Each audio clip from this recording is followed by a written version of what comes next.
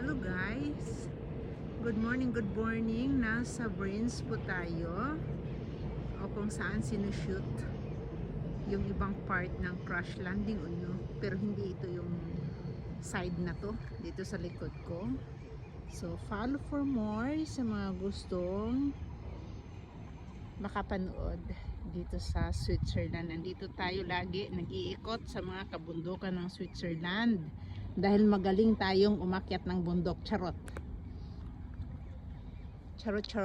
lang.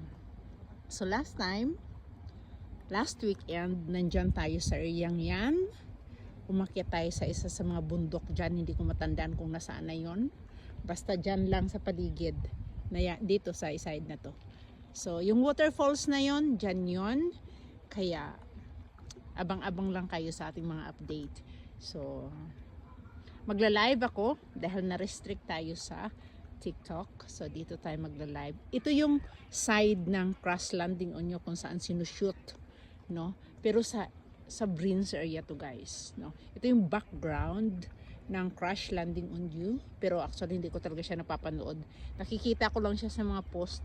Pero nung nasa Jungfrau ako, mayroon din akong video sa kung saan yung isang part ng crash landing on you, sinushoot doon sa Jungfrau area.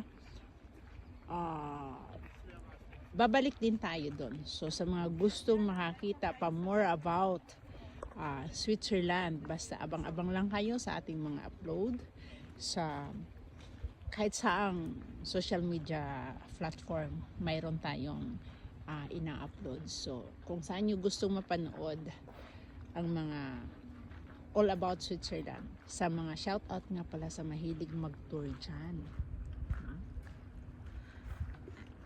I always be here. Hahaha, nasa Switzerland po tayo. So kalabatin nyo lang po ako sa mga gustong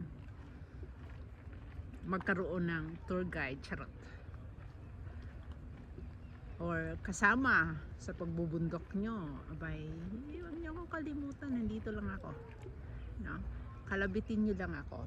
So yan yung mga bundok na kita nyo naman, no? Parang naghali-halira ang bundok from lowest, highest, the higher one and the more one, tapos pababa nung ganun, no? Napakaganda.